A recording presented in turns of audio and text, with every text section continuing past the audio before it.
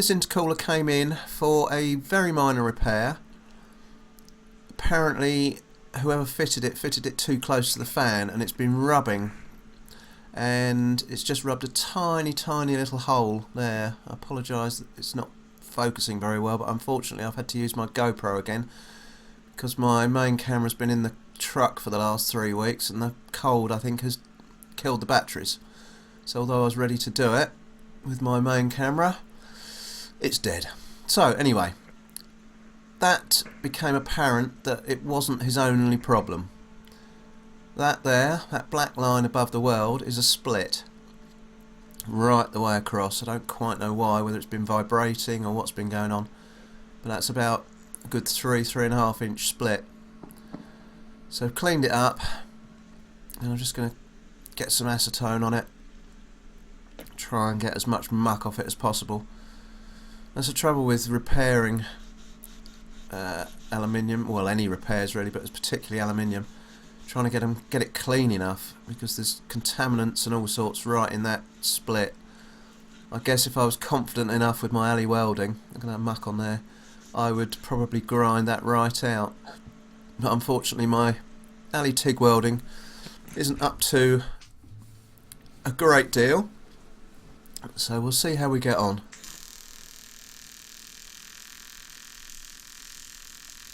I really need to do an awful lot more practice with the TIG, but we're getting there. I've done a few little jobs with it, and I do a little bit of practice here and there when I get time. I've got a real blast of sort of contaminant come up through here, so I'm going to stop, and you can see there where that black is. So I'm going to turn her up a little bit because I don't think I've quite got enough juice on, and see if we can just run that back in over itself.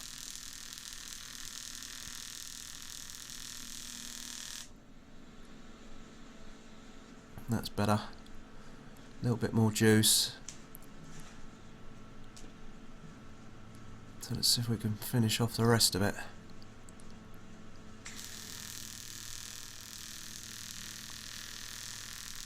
And so I don't know what has caused this split. Whether it's purely vibrational. That is mounted on rubbers. I don't quite know what's caused it.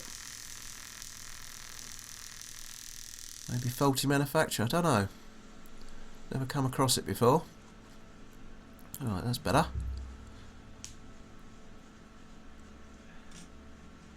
Let's just have a little look.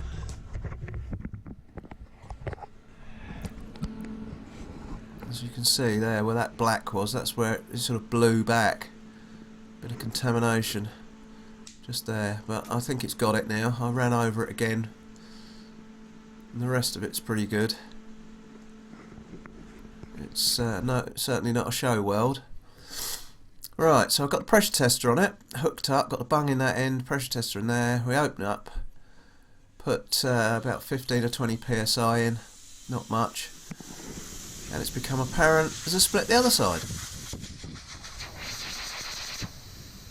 That's exactly the opposite side to where I've just repaired.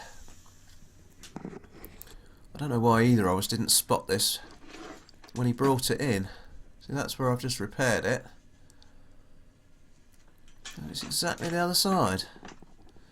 So I'm going to get this one cleaned up like the first one,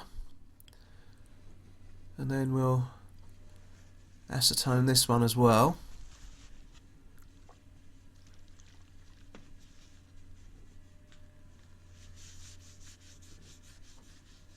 See if we can get as much muck out of as possible. This one doesn't look quite so bad. The other one was actually quite wide open, so it allowed a lot of muck to get in the gap. I think this has been ongoing for quite some months. He's only just discovered this, but couldn't figure out why it goes from there to there, this one, but he couldn't figure out why the motor was running so badly. So as I say, it's been ongoing for some time. So let's have a go on this one, so it doesn't look quite so dirty. I think we might have a bit more success.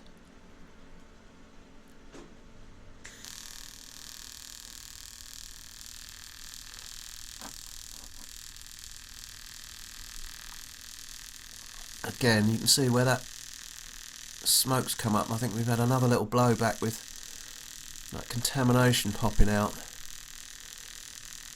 I think I managed to do it all in one this time. I'm using more of a lay wire technique on this side rather than dabbing. I think that's got it. I'll have another little look. Wipe off. That's where that blew back.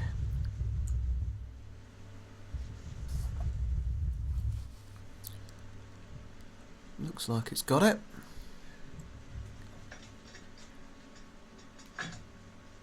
Let's have a little look.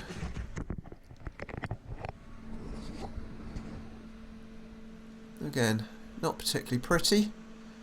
Won't win any prizes. But it's got it welded up. And for those of you who are interested, I'm using the Artec 210 AC/DC welder inverter. Just switch it back onto DC before I forget. Cracking little tool. Really is a good tool. Right, so I can't find the pressure tester. I'll put it down somewhere. Ah, there it is. So let's plug it back in. Put some pressure in it, and I'm sorry, I've got the camera where you just can't see the gauge. I'm still feeling a bit rough, so you just see it there, and it's holding pressure this time. So I'm still feeling a bit rough, so my mind isn't on the game. So I've got a bit of leak detection spray there. That's the original hole, tiny pinprick hole. That's one side where the split was. That seems okay. Just stand her up. Check the other side.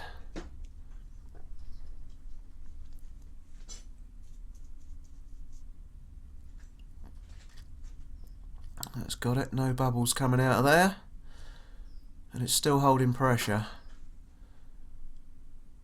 so I'm pleased with that. That seems to have got it, so I'm hoping that'll be it. Let's put the kit away. The guy whose job this is supplied this kit to me, this tester. Could be quite a useful bit of kit actually, for testing various things. Let's put it away, and let's hope that's the end to all his problems. He really was suffering with lack of power, black smoke, all the usual things you'd get from like a split hose. But turned out to be the intercooler itself. So there you go. Thanks for watching. We'll catch you on the next one.